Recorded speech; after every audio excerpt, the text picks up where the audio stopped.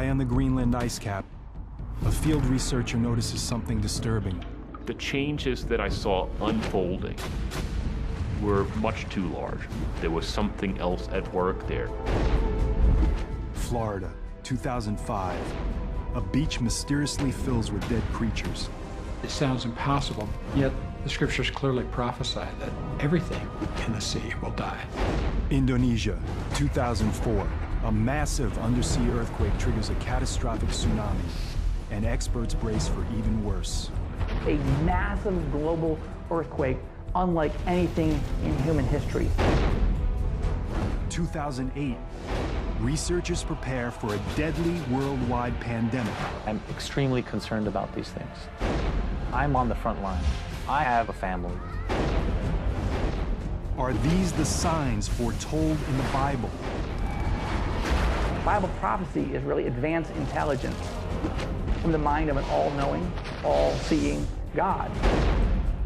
Are we approaching our own end? There will be chaos. There will definitely be chaos. Is it possible that we are now experiencing the 7 signs of the apocalypse?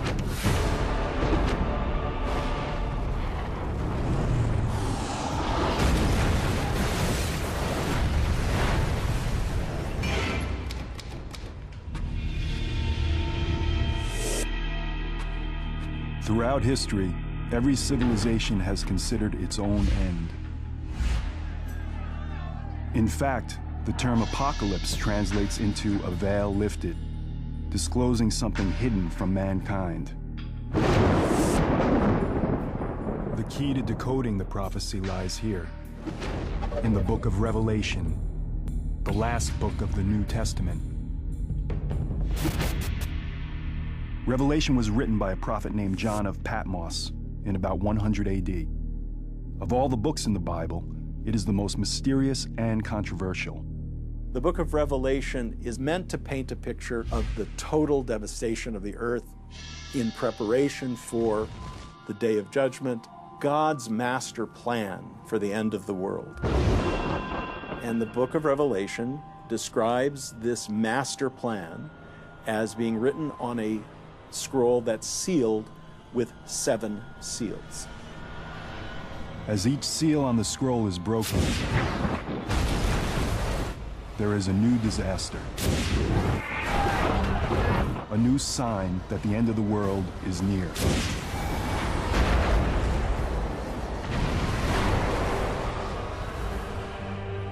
For 2,000 years, these prophecies have evoked fear. Since Christ's death and resurrection, there have been all these false messiahs who've said that the end has come. However, every person knows, whether they're an atheist or a Scientologist or a Hindu or a Christian or a Catholic or a Jew, every person knows that we are on the verge of apocalypse. Could the biblical prophecy of the 7 signs, written nearly 2,000 years ago, now be coming true? Astonishingly, modern science seems to confirm these unfolding signs. Scientists agree that the world will end. And scientists agree that many of the features of the end of the world may resemble phenomenon, catastrophes that are described in Revelation.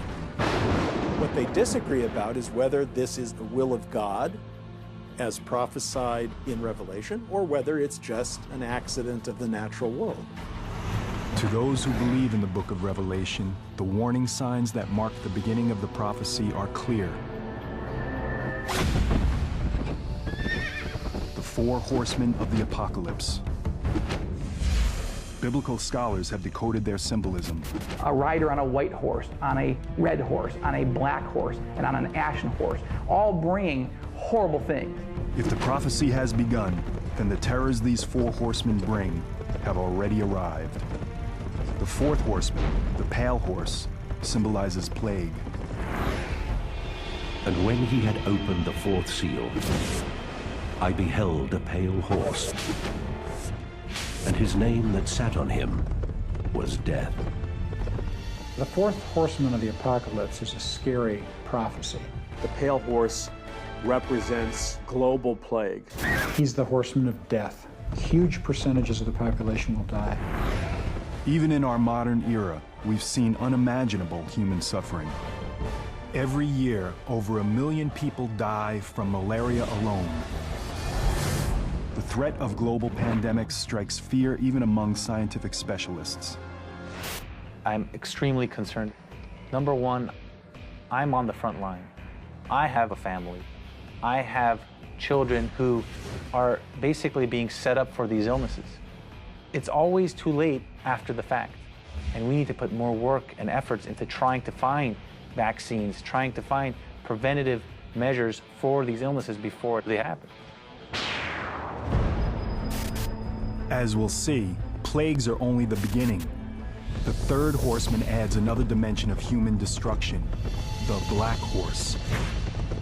And when he had opened the third seal, I heard the third beast say, "Come and see." And I beheld a black horse, and he that sat on him had a pair of balances in his hand. The black horse represents death and famine. Increasing use of crops to make biofuels in recent years has helped trigger shocking food shortages. Some fear it's just the beginning. There's not enough food for the world, and people begin dying in massive numbers. There will be tremendous food shortages. We see mass starvation. A top disaster response expert provides insight into this global human tragedy. There will be chaos. There will definitely be chaos. Rules will not exist, because what happens, unfortunately, is truly that survival mode kicks in. You've got yourself and you've got your family. And that person next to you, unfortunately, is just a person next to you. So if you need bread, you're going to get that bread.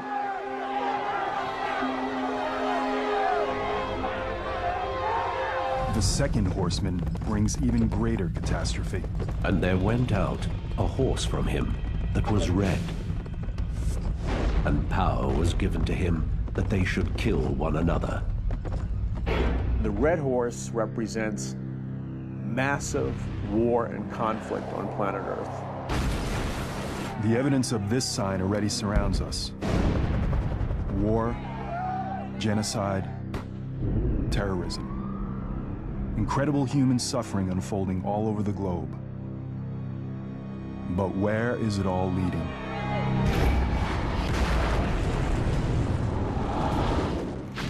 Both secular and religious experts agree that the possibility for human annihilation is real.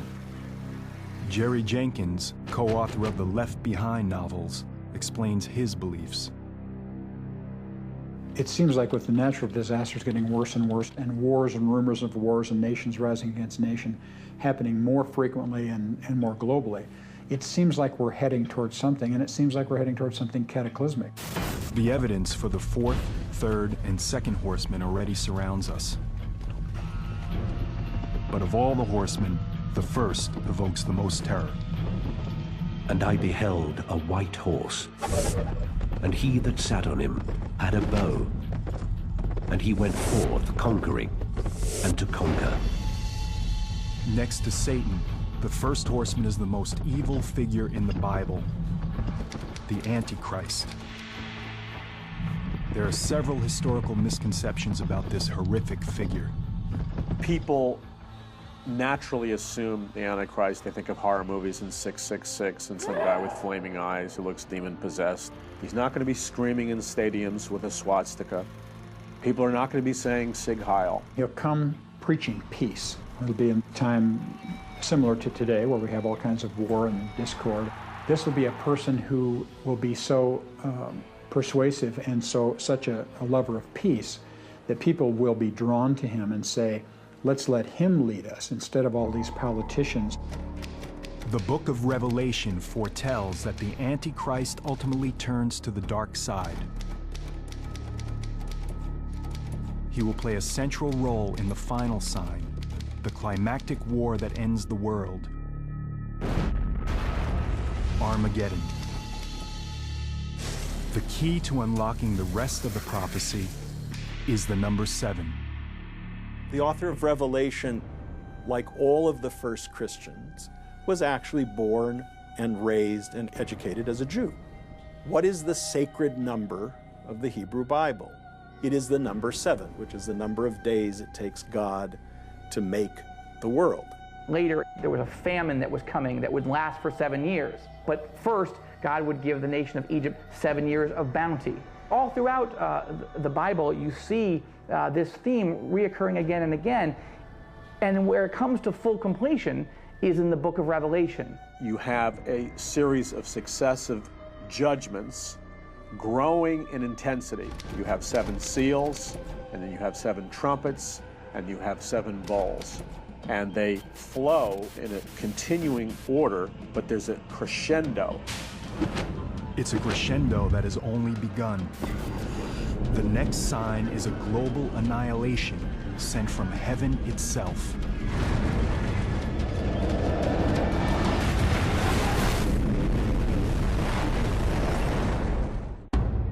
The 7 signs foretell far more than 7 disasters befalling mankind. The intricate prophecy describes 7 disasters within 7 signs within 7 more signs. This particular global nightmare would truly come from the heavens. And the stars of heaven fell to the earth, and the heaven departed, and the kings of the earth hid themselves in the dens and the rocks of the mountains. Objects falling from heaven are mentioned more than once in Revelation. In the book of Revelation, John is seeing what appears to be, in a vision, all these stars falling from heaven. It could very well be the massive meteor shower or massive meteor impact or massive asteroid impact on planet Earth.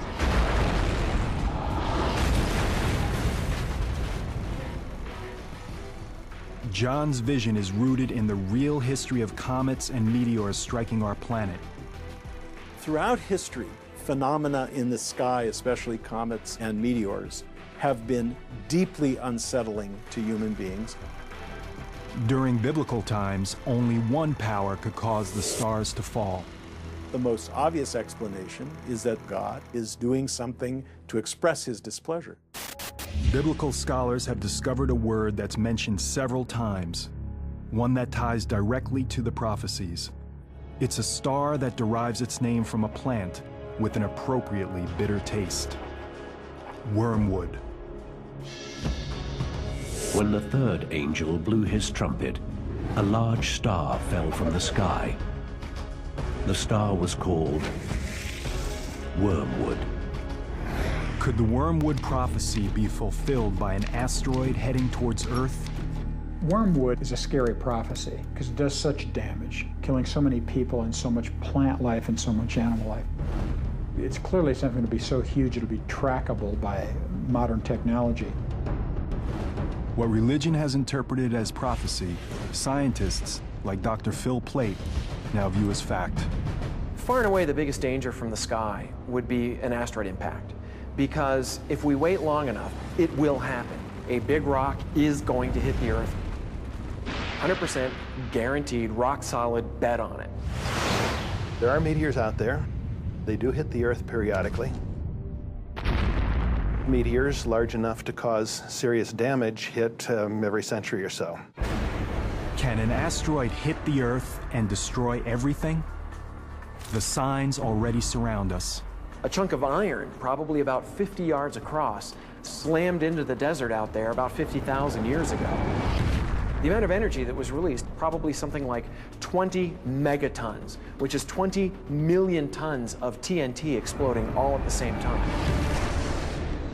One event defines the extreme. 65 million years ago, scientists believe an asteroid hit the Earth with an unimaginable impact.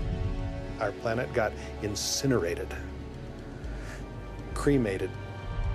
A rock about 6 miles across, now mind you, that's bigger than Mount Everest, hit the Yucatan Peninsula in the Gulf of Mexico. The energy from this impact was beyond belief. That much mass with that much velocity is about 100 million megatons of energy. And a megaton is an average size hydrogen bomb. So 100 million hydrogen bombs of energy. The 6-mile wide asteroid caused damage on a biblical scale. all of that energy of motion was converted into heat. It vaporized a huge amount of seawater. It created a tremendous plume of vaporized water and molten rock as it hit the Earth's crust.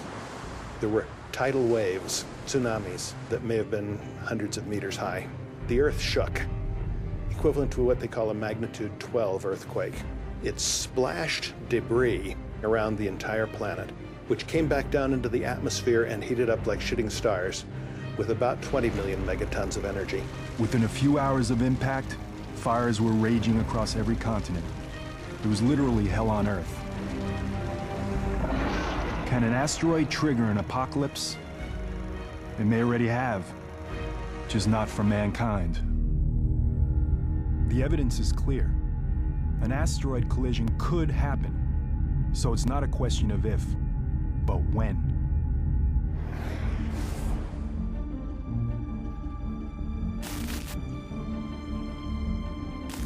The Arecibo Observatory has been tracking objects in our solar system since 1963.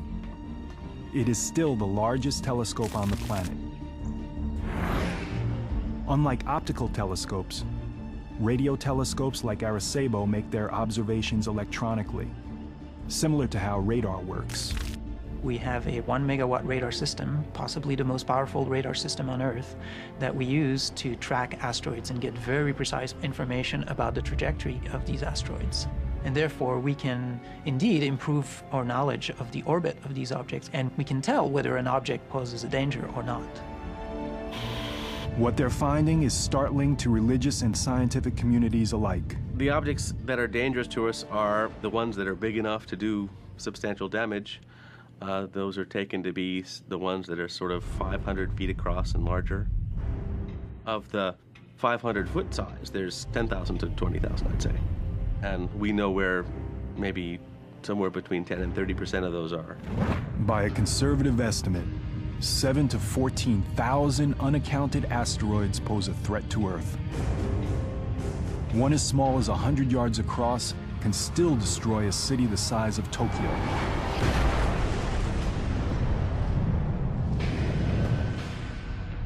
If one of these asteroids fulfills the Wormwood prophecy, if it is one of the 7 signs, it would be an apocalypse unlike anything else in human history.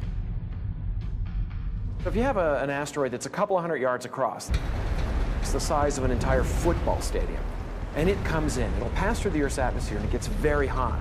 So if you were standing, say, in New York City and it were going to impact there, you would look up and you would see this huge ball of light going across the sky. You would feel the heat from it. It would be like standing underneath an extra sun. As the Wormwood asteroid gets closer, the heat will intensify. It would get hotter and hotter and hotter, and it would be like sticking your head in the oven and turning it on broil. You would actually catch on fire. The buildings would be set on fire. Within seconds, every building in Manhattan will be set ablaze. But the fire won't last long. That fire would be put out almost instantly when the rock actually hit the ground.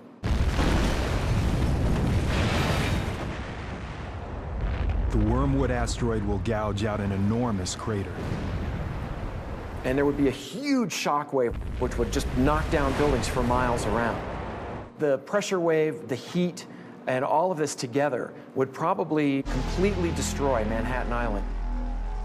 Wormwood hits with such incredible impact that a third of all marine life is destroyed and coastlines are destroyed. It poisons the sea, it kills people, it kills plants, it kills animals, and so there's tremendous devastation, and it's global. Some of the most devastating human impact may unfold in the days and years after an asteroid hits. A phenomenon that's called impact winter. A lot of the ejecta, the material that's been excavated from the crater, can actually obscure sunlight. And enough sunlight can be obscured that you could actually shut down photosynthesis, and plants would die, and the entire food chain would be disrupted. You're talking about deaths on an unimaginable scale, huge impact to the global economy, tremendous amounts of areas where food won't be able to be grown. And so you're talking about long-term effects, not just the instant effects of the impact, but long-term effects that could go on for years. Death from the heavens can happen, almost as the prophet John describes in the book of Revelation. It is only the beginning of the journey toward the ultimate biblical apocalypse. Believers in the 7 signs and scientists both agree a plague that could kill millions may just be a matter of time. The 7 signs prophecy describes horrifying disasters. But for those who believe in the end times, God unleashes all his fury, and the worst is on the way. Disease. It's been feared by every civilization since the dawn of man. Even today, humanity is still terrorized by several epidemic diseases. Severe acute respiratory syndrome, or SARS, struck 29 countries. Since 1972, malaria has killed nearly 100 million people, and an avian flu strain could set off a worldwide pandemic at any moment. The common thread? They could all be linked to one of the 7 signs. And I looked, and beheld a pale horse, and his name was Death. It's one of the most frightening signs in the entire prophecy. Throughout the book of Revelation, there are numerous analogies of what I believe are plagues. The first and foremost being the pale horse. I believe that the pale horse represents the release of diseases and plagues on planet Earth. I see plague as a certainty. Yeah, it seems like it's just a matter of time before we suffer again. The forces of hell are being unleashed. You have plagues, you have diseases, you have death of almost every type, to the point that the Bible describes 1/4 of the Earth's population perishing. A quarter of the world. Well over 1 billion deaths. It's a difficult number to comprehend. Is there really anything out there that can cause humanity to suffer on this scale? Once again, scientists provide the hard data. Every 10 years, you're going to get a very bad strain of a virus. Every 100 years, you're going to get a catastrophic pandemic virus. We know this. It's not something that's new. All you have to do is look at your history. History. Our past is a long timeline of plagues and pandemics dating back to the beginnings of recorded time. During the time John of Patmos writes the book of Revelation, around 100 AD, plagues strike in the areas of modern-day Libya, Egypt, and Syria, very near the island of Patmos itself. It's even possible that John has direct knowledge of these outbreaks. But the deadliest plague of them all hits during the Middle Ages, the Black Death. The bubonic plague slashes through Europe in the 1340s, killing between 25 and 50 million people. The disease causes large, painful black swellings called buboes, which give the plague its name. By the year 1400, the death toll reaches 100 million worldwide and reduces the Earth's population from roughly 450 million to as little as 350 million. As might happen today, some victims looked for answers in the Bible and believed the plague to be the punishment of a wrathful God. The Black Death was invested with spiritual meanings at the time that Europeans were afflicted by this plague. It was the classic form of punishment that God brings down on earth, not only in Revelation, but even in the account of the 10 plagues in Egypt during the Exodus. So the use of plague as evidence of God's displeasure is an old tradition and can be found very prominently in the book of Revelation. As survivors gain immunity, the Black Death recedes. But fear of the killer bug continues for centuries. The worst pandemic in modern times begins in 1918, just as the most destructive war in human history is ending. Doctors call it the Spanish flu. It's a deadly influenza that sweeps the world and kills an estimated 20 to 100 million people, making the Spanish flu more than twice as deadly as World War I. It's not really known where it actually started, but what we now think happened is that an avian bird flu virus mutated where it could be transmitted from person to person and just spread throughout the world very rapidly. An avian virus. If it sounds familiar, it should. Today, scientists are worried about another avian flu strand, a virus called H5. And this time, the danger is even greater. If that virus mutates and now can actually infect humans and be transmitted from human to human, that's a grand disaster. We're talking 50, 100, 150 million people can die from this.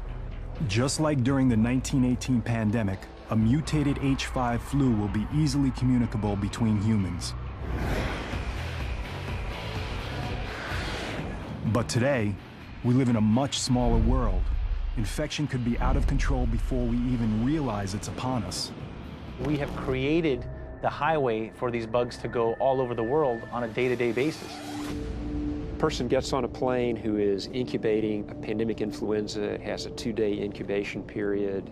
They arrive somewhere else in the world that doesn't suspect that a pandemic has started, and transmission could be going on for a while before it's detected. And this could be happening in multiple areas of the world. Just the amount of people coming through LAX, how quickly can one person infect everybody else on that plane, and then all of us around them walk through the gates of LAX, and everybody who comes into contact with us is then exposed. Then I go home and my family and my daily life. Once that happens, we have no immunity. We have nothing. The symptoms of H5 start off innocuously enough that an infected person might not have any idea of the danger. The first symptoms of a pandemic virus would probably be similar to regular influenza: fever, cough, muscle aches. You'd have maybe a runny nose, some teary eyes, a sore throat. But the symptoms progress rapidly. Your muscles hurt, your throat is sore, you start coughing, next thing you know you have trouble breathing. There would be rapid progression, shortness of breath, cardiac arrest, renal failure. It's about 4 days from when symptoms develop to when you get in a hospital, and it's about 9 days to when you die. But as dire as these predictions appear, avian flu may not even be our greatest danger. The most threatening plague may have more sinister origins. The pale horse, I believe, represents death, but I believe it represents a specific kind of death, and I believe it represents the death that would come from biological warfare, either through an act of terrorism, through a security breach, through military conflict. A vial cracks, a truck crashes, it goes into the food supply. Numerous biologically designed plagues are released on planet Earth. There's no remedy for them. They spread like wildfire. Millions of people are going to die. What if we had something that couldn't be contained? It would take 1, 2, 3 hosts to infect an entire population? Easily. As an expert on weapons of mass destruction, John Barton understands the threat today's bioengineered viruses pose. With the way bioengineering is adapting right now, I think that is our largest threat. Biological weapons systems are only limited by their delivery measure. It's pretty easy to actually do a bioterrorist attack. Most of these are invisible, they're odorless, they're tasteless, and we don't even know how to respond to bioterrorism. We usually don't have antivirals or treatment ready to go because a lot of times we don't even know what it is. It takes a while until we figure out what it is that we're actually working with, the agent.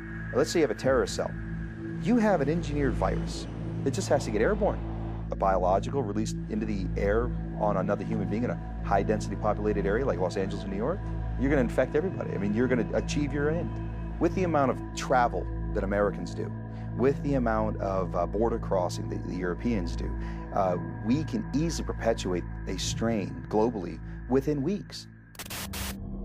For doctors, it will be like getting hit with the tsunami of the sick and dying. Around the world, hospitals will be ground zero. We don't have the resources currently, or the facilities currently, to handle what might be the influx of sick patients into hospitals, ERs, communities. Every ER is full. Every hospital bed is full. Every nurse is maxed to their limits. Every doctor, ER physician is maxed to their limits. If that's the case, how are you going to take 10 more patients, 20 more patients, 50 more patients? We're not. It's not going to happen. There's no way the system can withstand that. Even worse, the virus could quickly split into several subtypes, each resistant to different drugs. Viruses mutate a lot quicker than bacteria. It just takes that one virus to actually mutate and form that right combination that nobody would survive. If a virus is mutating so much and is bouncing from host to host to host and creating different strains within each host, it becomes almost incompatible. So no matter how big our military is, no matter how much we try to contain, no matter how much we try to shut down our airports to keep this spread from happening, it is very unlikely that we could. Apocalyptic extremes emerge. Quarantine, mass panic, and finally, the breakdown of society. If the illness or mutation is severe enough, the number of casualty will be too much to handle. We wouldn't know where to put the bodies. There would be bodies not being collected, power outages, medical services being overwhelmed. When we're talking about the right mutation, the number of dead would be so great that we would have dead people on the streets. You have mass death and no antibiotic to cure it because they were laboratory designed, genetically engineered plagues. And I think that's what the book of Revelation refers to. I don't think God is sending down sickness on planet Earth. I think it's more of a matter of he's saying, okay, you wanted to design diseases, I'll let you do that. But then you're going to have to deal with the consequences. Biblical prophecy of a worldwide plague that would kill half the population is on a whole different scale again. And if it comes from heaven or if it's allowed by God, it's going to be horrible. And both science and religion agree, it may only be a matter of time.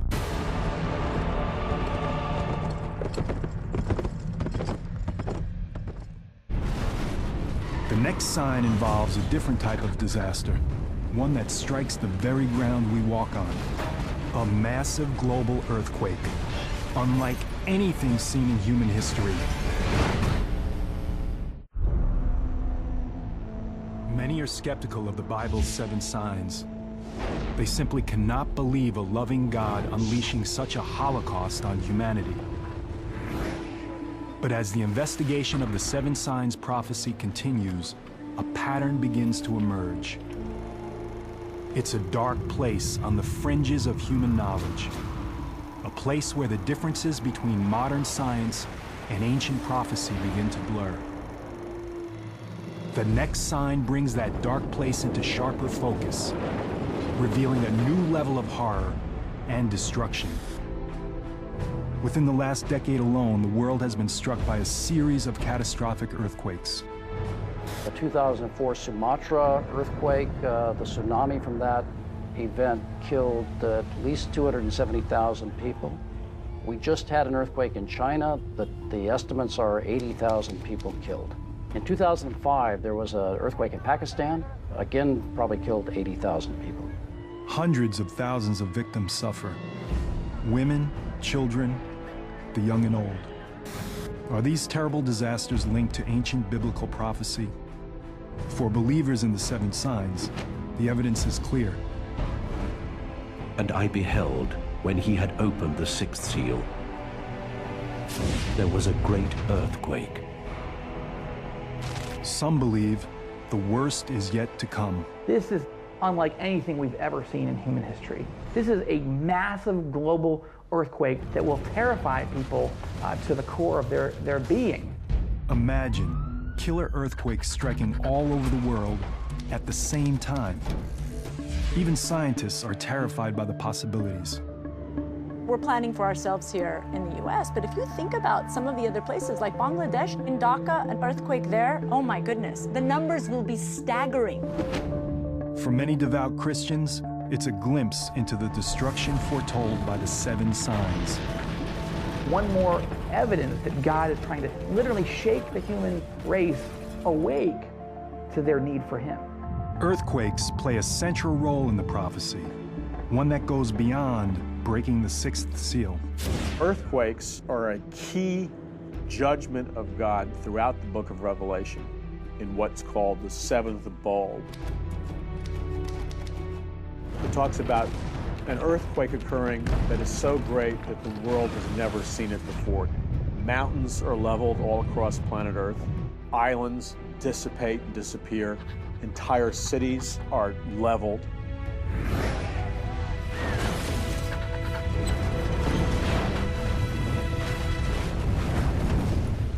For believers, a quake this gigantic and destructive would have to be an act of God.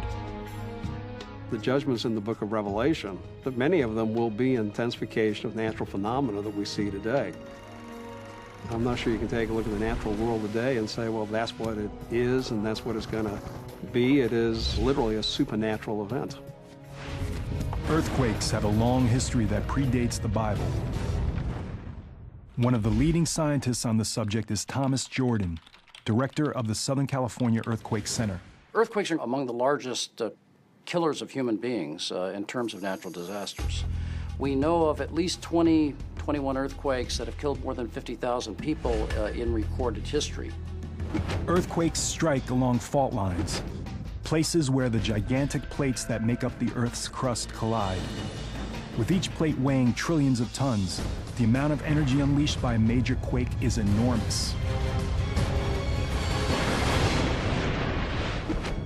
In fact, the island of Patmos, where the book of Revelation was written, lies in an area that's noted for its violent seismic activity.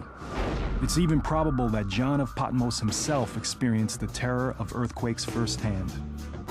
The same is true for his earliest readers, the Christians living in the eastern part of the Roman Empire. To them, the symbolism of earthquakes was clear. They were the judgment of a wrathful God. We know when you get to the very end of the bowl judgments with the great earthquake, that there's great fear and an understanding that they're facing the wrath of God. God is unhappy. Today, experts are trying to gain a more scientific insight into these calamities. In California, geologists drilled deep to place sensitive instruments directly into one of the world's most dangerous earthquake faults, the San Andreas. At this point, the earthquake science community is faced with a situation in which we don't really have the ability to predict earthquakes. This is the first time anyone has drilled into an active plate fault. By setting up a monitoring station directly in the fault zone, seismologists hope to learn whether or not earthquake prediction is possible. Yet to scientists, one thing is very clear. We know those events are going to happen. It's just a matter of when. True believers in the seven signs see a far more powerful force being unleashed. I'm not sure if those scientific explanations are necessary. If God just decides to cause an earthquake, he can just make that happen. We now know what causes earthquakes, and we know that they will continue to occur. What would have to happen today for an earthquake to be seen as a sign from God? To fulfill that prophecy, it would have to be a massive series of global quakes, striking cities along every fault line. San Francisco, Tokyo, Shanghai, Athens, Istanbul. The list would include cities in the U.S., especially those near the San Andreas Fault.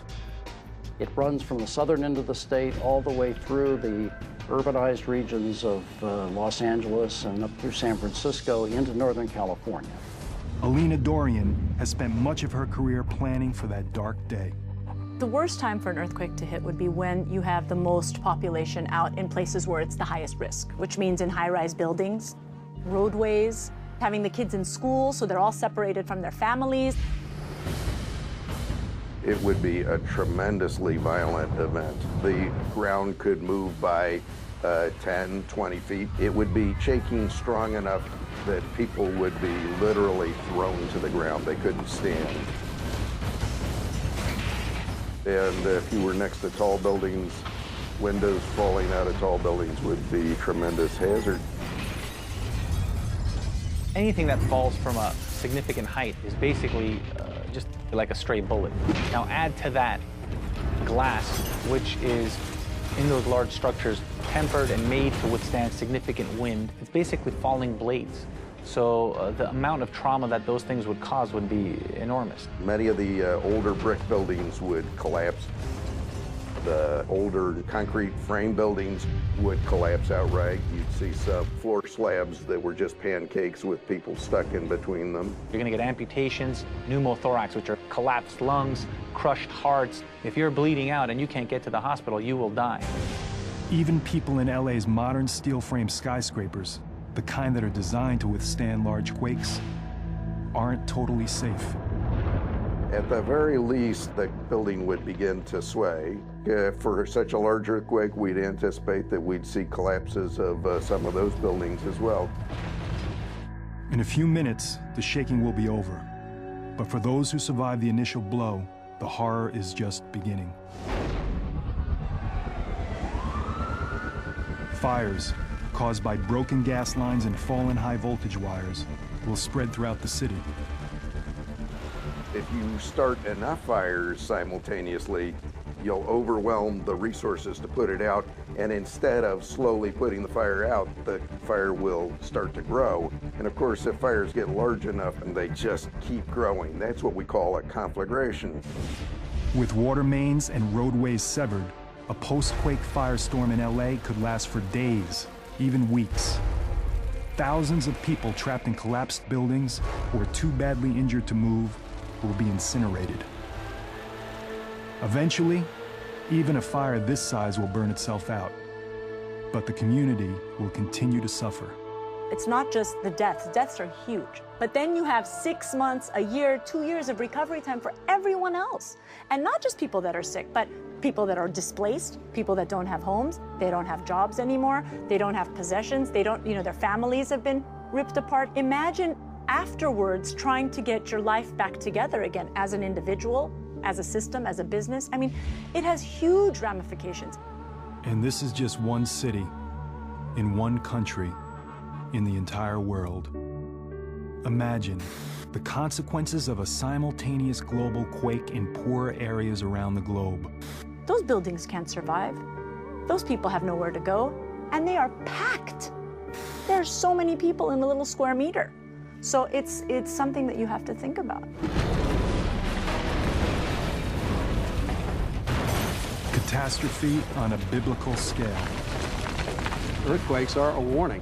They have taken place throughout human history, and they are an indication that God is still in control of Earth. The next sign centers on a disaster that's less familiar, but could be even more catastrophic. Death from above, caused by one of the most powerful forces in the universe.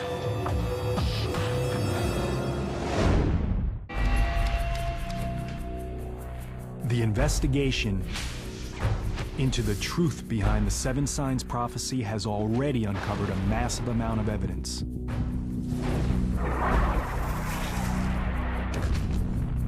To devout believers in the prophecy, the meaning of that evidence is clear.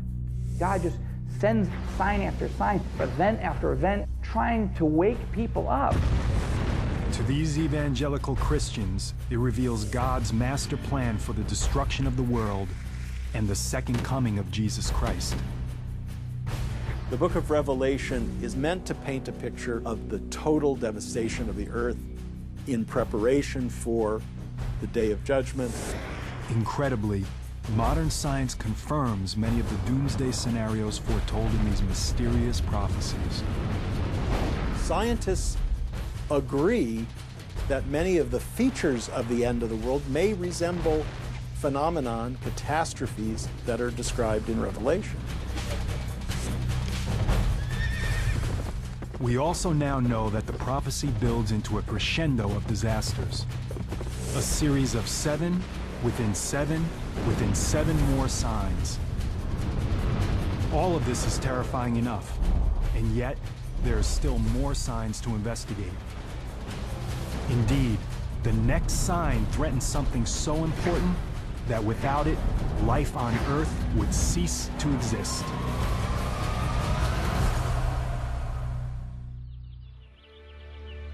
Our sun rises each day, bringing light, warmth, and life. Our world relies on the sun's rays for its very existence.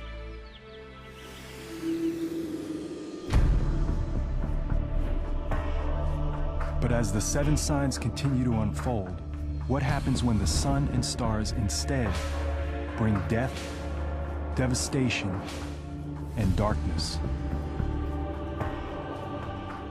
Biblical prophecy predicts that when the 4th trumpet sounds, hell will break loose in the heavens. And I beheld, when he had opened the 6th seal, and lo, the sun became black as the sackcloth of hair. Book of Revelation, Revelation 6, verse 12. The 6th sign, the darkening of the sun.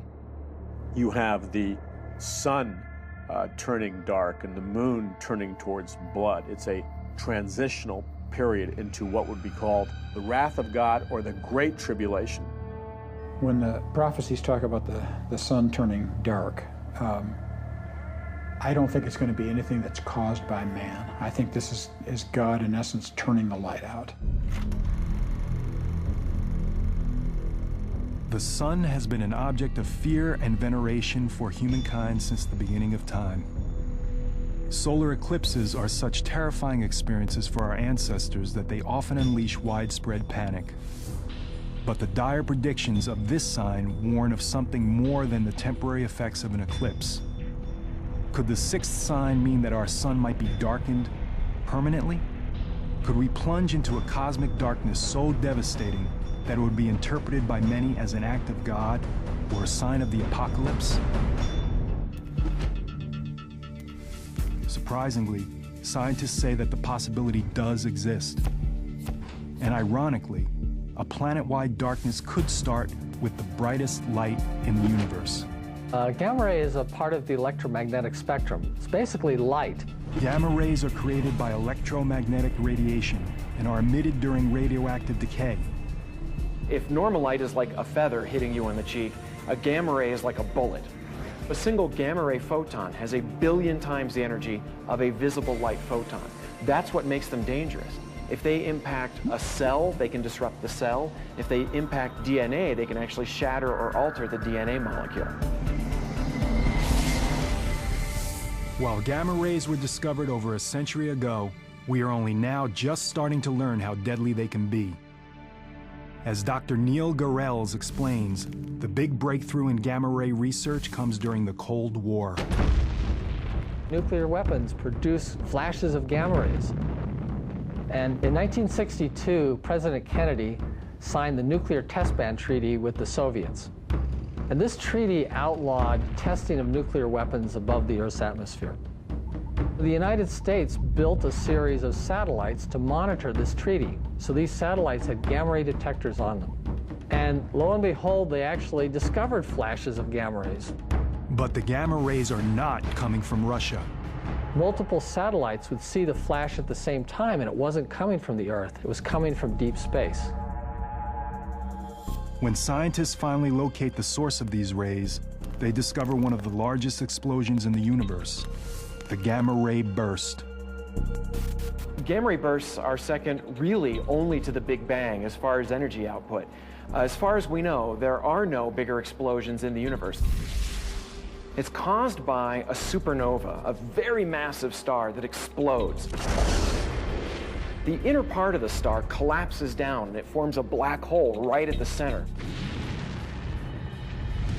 And what happens is it focuses twin beams of energy that shoot out in opposite directions from the black hole itself. They're like cosmic blowtorches, death rays.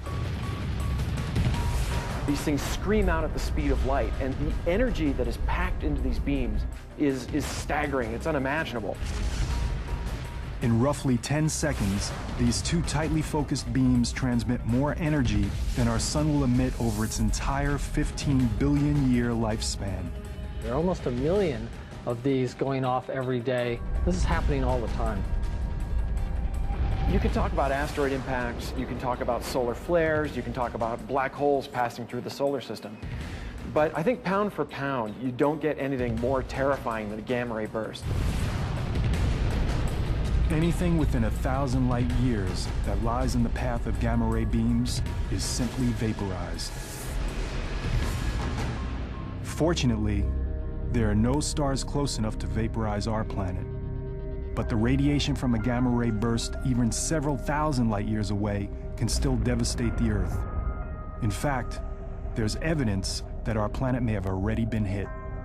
Several 100 million years ago, back when the trilobites were the kings of the Earth, these little crab-like guys that were swimming around in the ocean, it's possible that a gamma ray burst actually went off close enough to the Earth to wipe out these trilobites and a lot of life on the Earth. This was one of the biggest mass extinctions. It was even bigger than the one that wiped out the dinosaurs. A nearby gamma ray burst will clearly pose a danger to life on our planet. But according to prophecy, the sun and moon will be darkened. How can this blinding flash of light send our world into darkness? The answer lies 8,000 light years away. The star is called WR104. It's a funny name, but that's what we call it. And it's close enough to hurt us, and it may be aimed at us. It's reaching the end of its lifetime, and it could, any year, blow up. So what will happen if this distant star explodes? You would have literally no warning, because gamma rays themselves are light. And so they're traveling at the speed of light, and since nothing can travel faster, as soon as they hit the Earth, that's it, that's our warning. So basically we would see it and that would be it. Even though it's 8,000 light years away, WR104 could trigger a devastating change in our skies. Strangely enough, it's this massive blast of light that could plunge us into the darkness foretold by the 7 signs. A gamma ray burst alters the Earth's atmospheric chemistry. It can create a layer of what is essentially smog, a thick reddish-brown, dark layer of smog that would block sunlight, and that would actually lower the Earth's temperature. It could cause an ice age. Photosynthesis will be interrupted. Plants across the globe will die.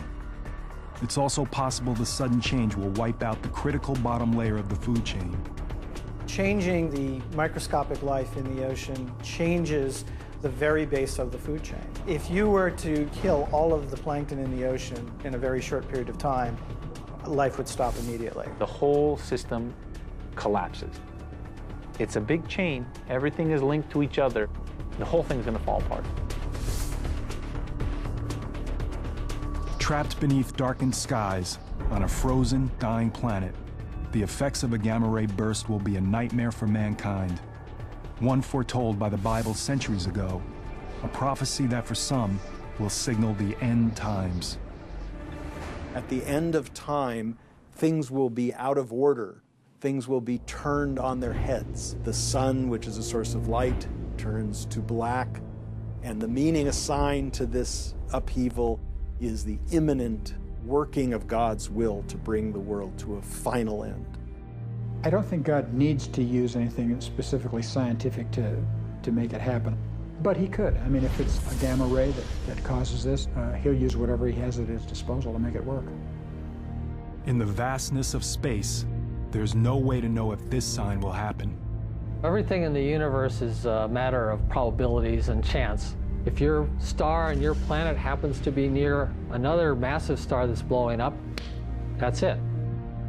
But the threat is out there. And at 8,000 light years away, WR104 may have already exploded, and its deadly gamma rays could already be heading our way.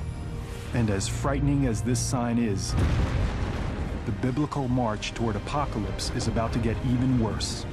It's a disaster that conjures up images of hell itself.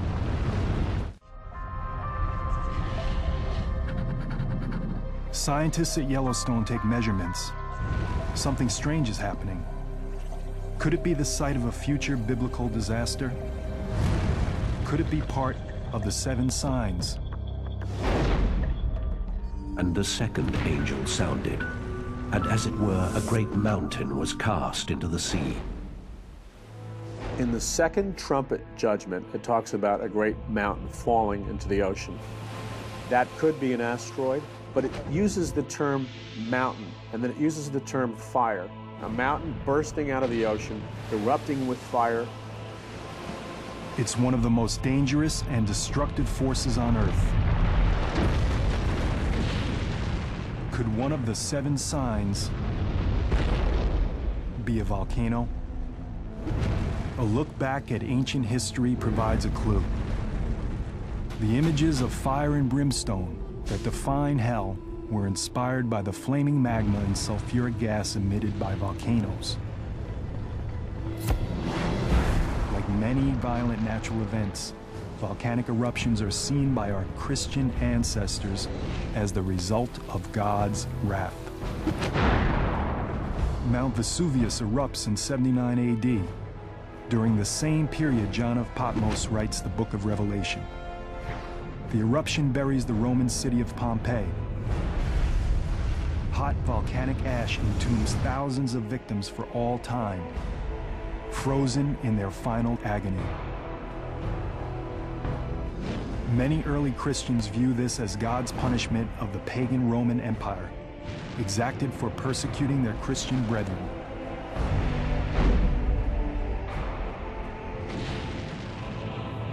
A volcanic eruption is an indication that God is in control of the earth, that he is the one who controls these natural phenomena. We know too well the power of volcanoes today. Mount St. Helens in 1980, Mount Pinatubo in 1991. These eruptions and countless others have caused humans pain and suffering on an immense scale. But for a volcanic eruption to be recognized today as among the 7 signs, it will have to be of unprecedented size and destructiveness. The result of this great mountain-like object falling into the ocean is destroying life on planet Earth. Are there, in fact, volcanoes large enough to cause such an apocalypse? Science now confirms that there are. And just as the prophecy describes, they can be hidden in oceans or even right below us. It's a phenomenon called supervolcanoes. A supervolcano is any volcano that emits 100 cubic kilometers or more of ash in a single eruption. That's about 100 to 150 times more than Mount St. Helens ejected in 1980. And there are supervolcanoes scattered across the globe. Taupo in New Zealand, a popular fishing resort on the North Island. Santorini in the Aegean. The Campi Flegrei, just west of Naples, where several 100,000 people live. There are at least 8 supervolcanoes around the world. But they're hard to find, since they usually don't take the form of a mountain. Most volcanoes, when they erupt explosively, leave a crater, a violent expulsion of magma that blows its roof off. When a very large eruption occurs, it leaves something called a caldera, which is a much more structured, bowl-shaped depression that has relatively steep walls. It's typically tens of kilometers across, and it forms by a settling of the roof rocks down into what used to be the magma chamber. There are several supervolcano calderas within the United States. One of the most beautiful sights may also pose the greatest threat of devastation. Yellowstone is a large volcanic crater measuring 35 by 45 miles. It's just shocking to imagine a single eruption that would evacuate so much magma and create a valley where there was nothing. But that's exactly what happened at Yellowstone, more than once. Yellowstone has had 3 very big eruptions that were hundreds of cubic kilometers or more. The most recent of them happened 640,000 years ago. We know that Yellowstone has erupted in the past. We know it could erupt again in the future. The question is when. Yellowstone Plateau is rising at a rate of about 0.6 of an inch, a little bit more than half an inch a year. This is a product of molten rock beneath that plateau. We just don't have enough data to say what the probability is of this culminating in a big eruption. The data scientists do have indicates that an eruption of the Yellowstone supervolcano isn't likely, at least not for a few thousand years. But scientific data doesn't sway true believers in the 7 signs prophecy. When it comes to science and the scripture, I have never seen anything, when you really examine it, that science can disprove the scripture. However, believers examining the prophecy and scientists investigating the data do agree on one thing. If a supervolcano does erupt, our prospects will be bleak. The first thing that would happen would be a series of minor eruptions. They don't erupt simultaneously around the entire circumference of the caldera. Instead, they punch a single hole through the edge of the caldera, and then they unzip the caldera rim by migrating that eruption center around its circumference. Once this happens, the entire floor of the Yellowstone caldera will collapse. That will blast a gigantic column of scalding volcanic gas and ash up to 20 kilometers high into the atmosphere. That cloud collapses in places and produces a ground-hugging mass of hot ash that runs perhaps several hundred miles down river valleys.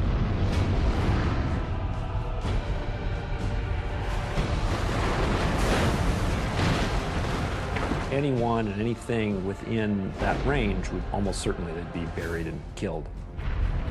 As we've learned from many previous eruptions, the victims suffer a terrible death. What kills people is the ingestion of hot gases that cook you from the inside. The ash that remains airborne is carried westward by the prevailing winds.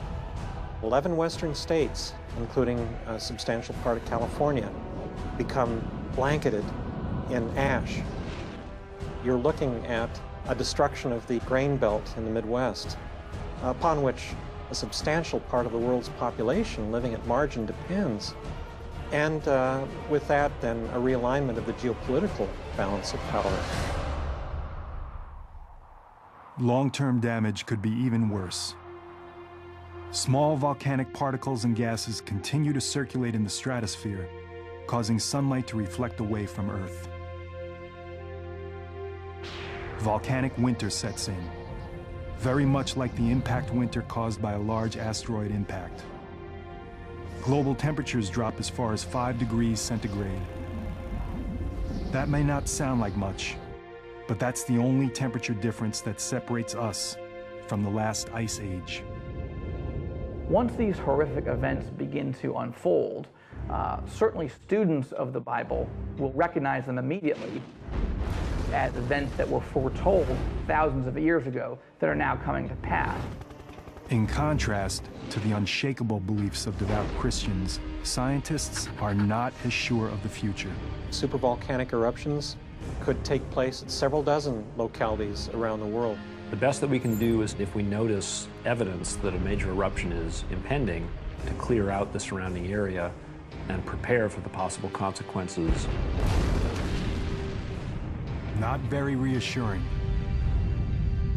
One more mystery explored, but still more questions to answer. The next sign is even more mysterious than volcanoes, but every bit as powerful.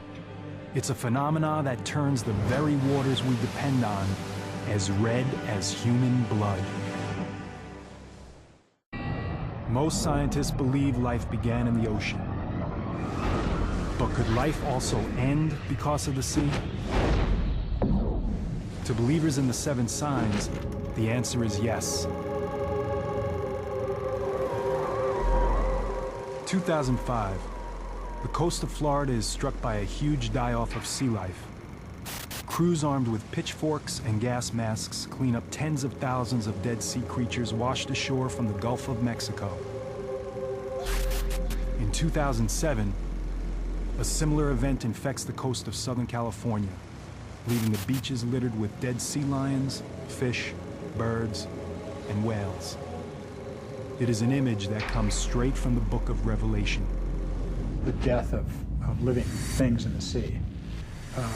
At first it sounds impossible because the sea is so vast, and yet the scriptures clearly prophesy that everything in the sea will die at some point during the judgments that come from heaven. So there's no question it can happen and will happen. These massive waves of seaborne death are directly connected to the next sign of the prophecy. And the second angel poured out his vial upon the sea, and it became as the blood of a dead man. And every living soul died in the sea. In the second ball in the book of Revelation, we see all the rivers in planet Earth turning into blood. In the third ball, we see all the oceans turning into blood.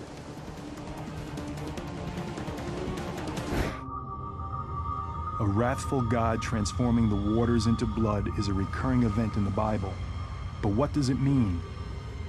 God turns the water to blood, and it causes the fish to die, and it means you can't drink it and sustain life with water. So the idea that blood, which is supposed to be confined in the veins of living creatures, is now in oceans and rivers, is a symbol of the dislocation, the upheaval, the catastrophe that God is willing to bring on the world when he is displeased. And it happened in Egypt, according to the Hebrew Bible. It will happen at the end of days, according to the book of Revelation. Throughout biblical times, blood has a very powerful symbolic meaning. Blood has always been, from the beginning of the Judeo-Christian tradition, has been a symbol of great sanctity. It becomes just as important in the book of Revelation. Even the ancients, who had no knowledge of human anatomy, understood that what flows through our bodies and keeps us alive is blood. So that symbol of blood is a symbol of life, and in a more exalted sense, eternal life.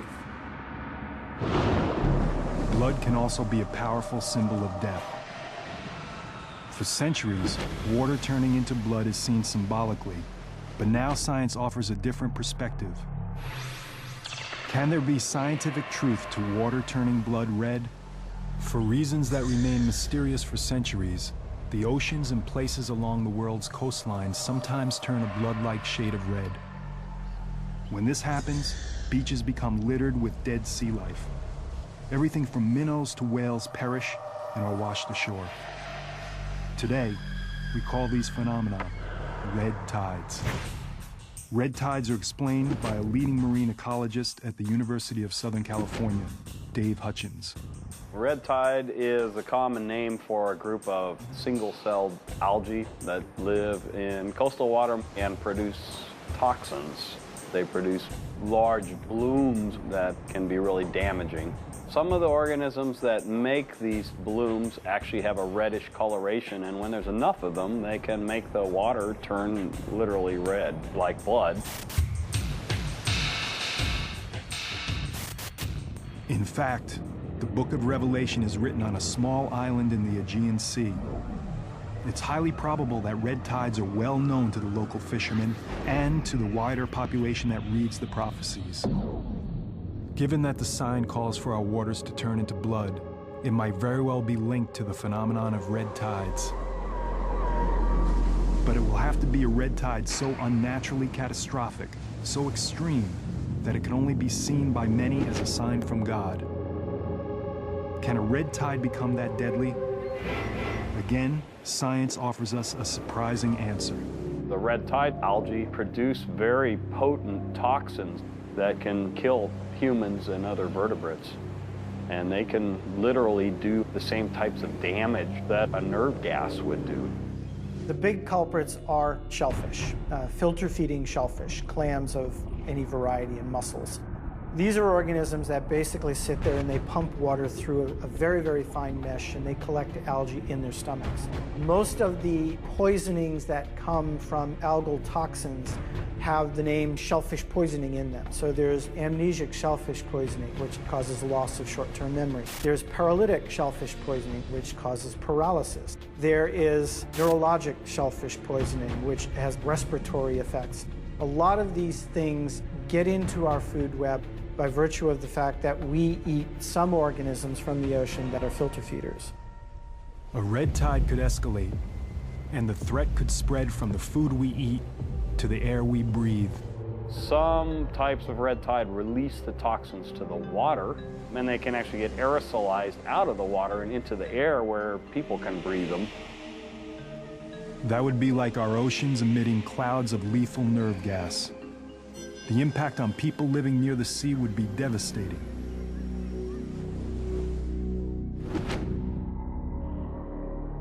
If a gigantic red tide strikes all the oceans at once, a vast majority of sea life on Earth will die, as will the people that eat and breathe the toxins the red tides produce.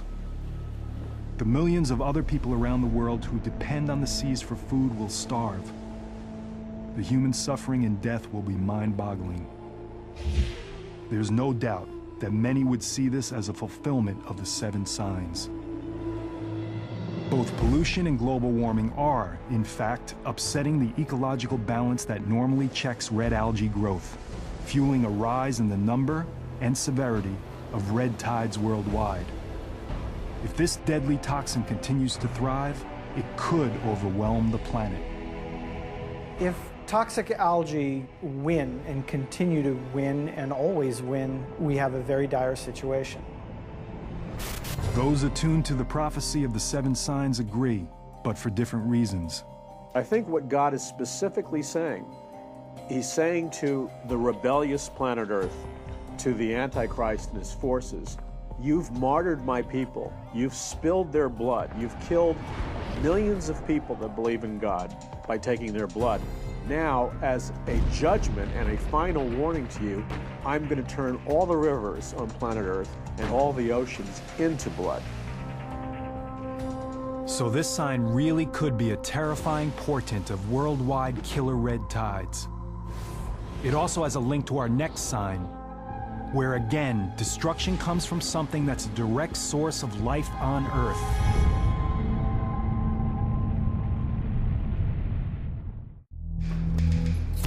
Monstrous earthquakes, devastating plague, dying oceans colored red. All are foretold in Revelation, and all have been witnessed on Earth. These calamities have yet to bring about the end of the world, but are they signposts, warnings that far worse is to come? Evidence seems to be mounting that another sign is unfolding. 1997. The Canadian Arctic, 100 miles from the nearest city. A field researcher begins to notice something alarming. The changes that I saw unfolding in the Arctic were much too large, much too persistent to be explained away as just natural variations in climate. There was something else at work there. This is real, and it's now. Giant ice sheets the size of Rhode Island cleave off Antarctica. Hurricanes rage with unimaginable intensity in the Atlantic. Cyclones bring death to hundreds of thousands in Asia. Droughts decimate gigantic regions of the world, and species are driven to extinction at rates never seen before. Could all these calamities be connected to one sign? Revelation tells us the 7 seals bring forth 7 trumpets, and the blaring of the 7th trumpet summons 7 bowls. And with the 4th bowl, an angel poured his vial upon the sun, and men were scorched with great heat.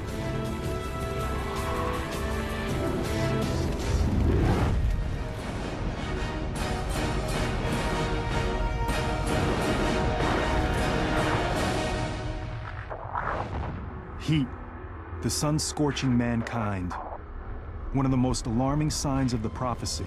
And for the scientific community, climate change is unfolding with undeniable evidence. The Earth is getting hotter. It's warming up. There are just certain physical principles that are inviolate. The physics behind global climate change are very solid.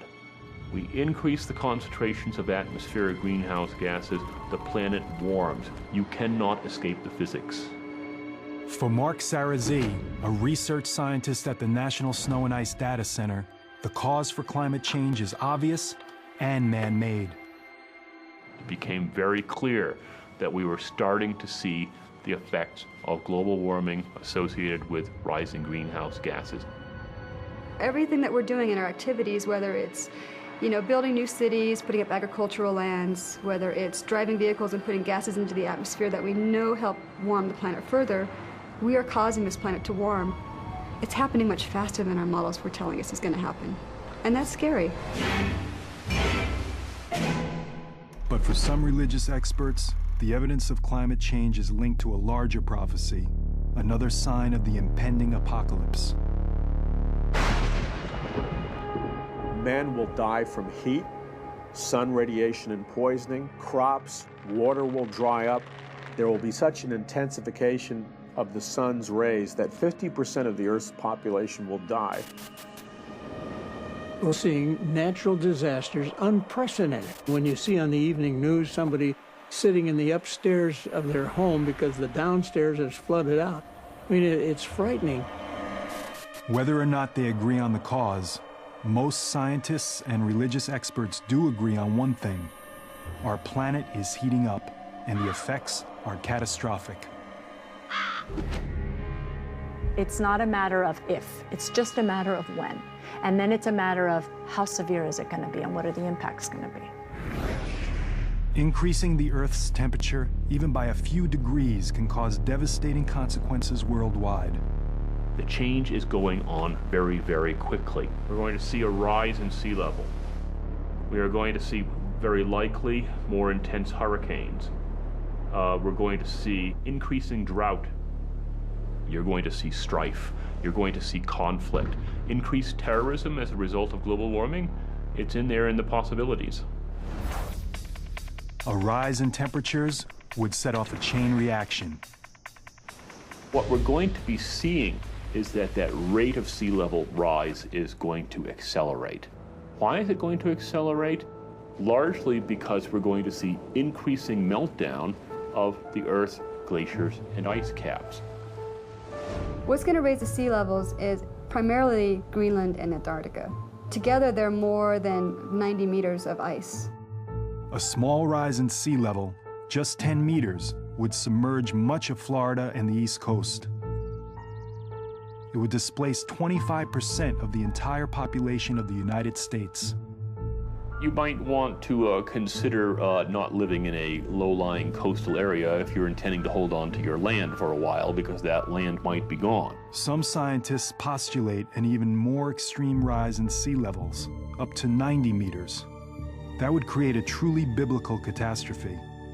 London, Venice, Amsterdam, Berlin, even Paris would be underwater. Once you force the climate system with greenhouse gases, with what's been observed over the past 100 or so years, you get this amplified warming. At the same time, the Earth will be ravaged by fearsome superstorms. Hurricanes feed on warm ocean water. The oceans are warming up. And so therefore it makes sense that we ought to see more intense hurricanes as we move into the future. We're going to see more intense or extreme weather events of other types, for example, thunderstorms. We put this all together and we're seeing a picture of change that humankind is going to have to deal with. People in developing countries would be affected first. Hundreds of thousands could perish. But nations like the United States are far from immune. I think we have this arrogance that, oh, in the Western world we're fine, we can deal with any sort of climate change. But, you can look at things like Katrina happening, and we weren't prepared for that. But the reality is I think we're all vulnerable on the planet.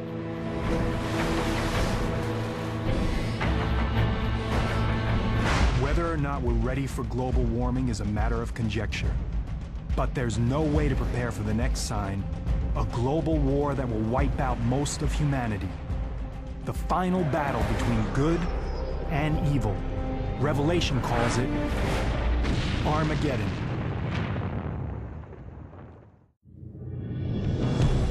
The final mystery of the seven signs is extremely complex.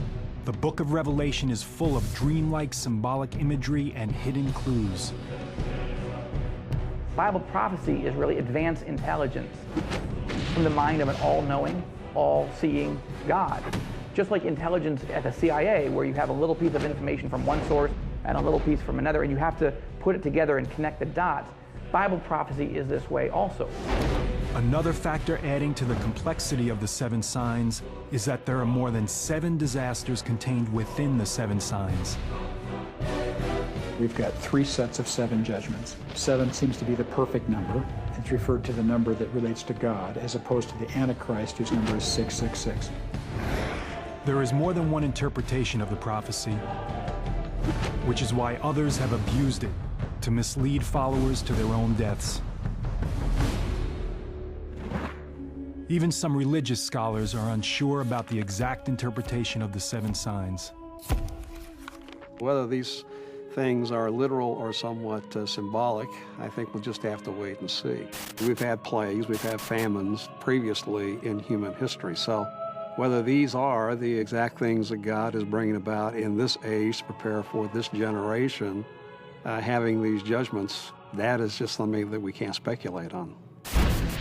But one thing that is clear is the climactic judgment in the book of Revelation.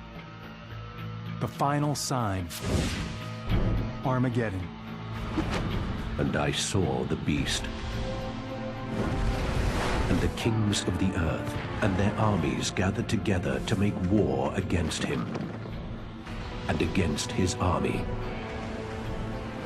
According to Revelation, the first horseman of the apocalypse reappears, the Antichrist. He has come to confront Jesus himself. It is the final battle between God and Satan. Good versus evil. This war is just horrific in its magnitude. All the nations of the earth will converge at that moment. Armageddon refers to a specific location. In the nation of Israel, there is a mountain called Har Megiddo, which means the mountain of Megiddo. And there have been 21 battles for control of that spot. Nations and empires have fought time and time again. The prophecy of Armageddon has left its mark on history. Some of those battles are fought by crusaders from the 11th through the 13th century. Many of these Christian warriors believe they are, in fact, fulfilling the violent prophecy of the seven signs. The Crusades were literally seen as a working out of the prophecies of Revelation, because they were armies under the cross of Christ, moving into the Holy Land, the site of the Battle of Armageddon, and doing battle with infidel armies who they saw as diabolical. To this day, the Armageddon prophecy continues to exert a powerful hold on people's imaginations. Some of the more knowledgeable believers in the prophecy think we could be on the verge of Armageddon today.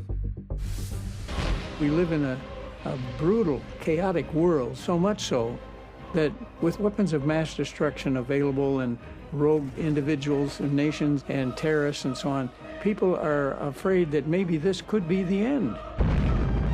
To believers, the looming threat of nuclear war has always been tied to the concept of Armageddon.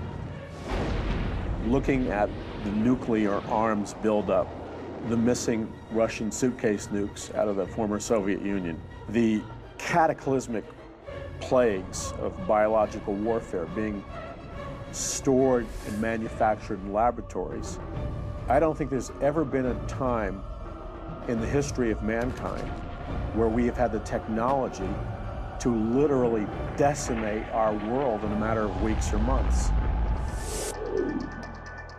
As other weapons of mass destruction have emerged, even secular experts evoke images that echo the prophecy. There could be nuclear exchange.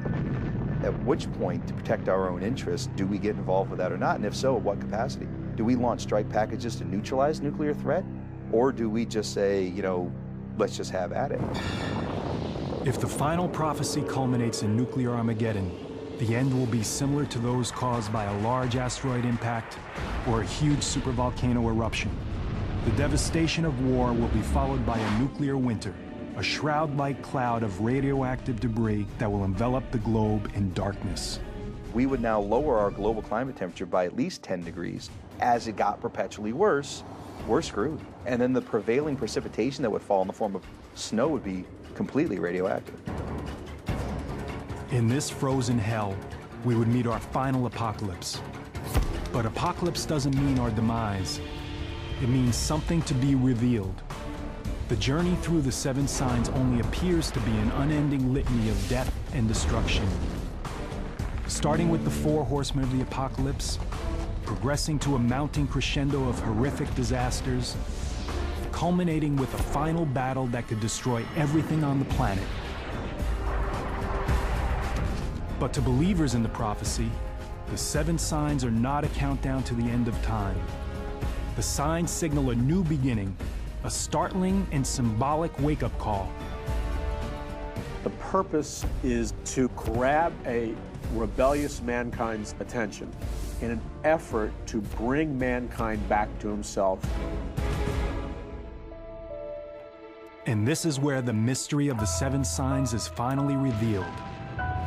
For amidst the devastation of the last sign, there is an unexpected end to Armageddon. And I saw an angel come down from the heaven, and he laid hold on Satan, and bound him, and cast him into the bottomless pit. Armageddon ends. Satan is defeated. Good triumphs over evil. And a period of peace and happiness begins on earth that will last 1,000 years.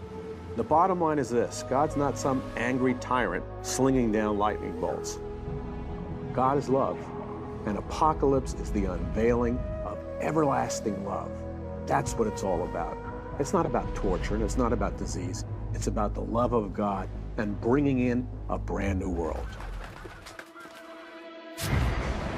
Yes, the prophecy is meant to terrify a rebellious mankind, but it ends on a note of hope. That deep human need for hope is one of the main reasons why the 7 signs are still relevant today.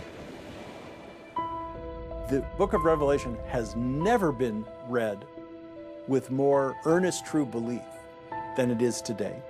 There's a certain irony there because we live in an age of science, of very advanced knowledge about the here and now, and yet even with all that advanced knowledge, there are people who say all that really matters is your religious beliefs, and those will be the final test of whether you live forever in paradise or burn forever in the lake of fire. Are the 7 signs unfolding now? Despite all the evidence, it's still impossible to tell for sure. But there's one thing that can be said. The prophecy is every bit as powerful now as it was the very day it was written.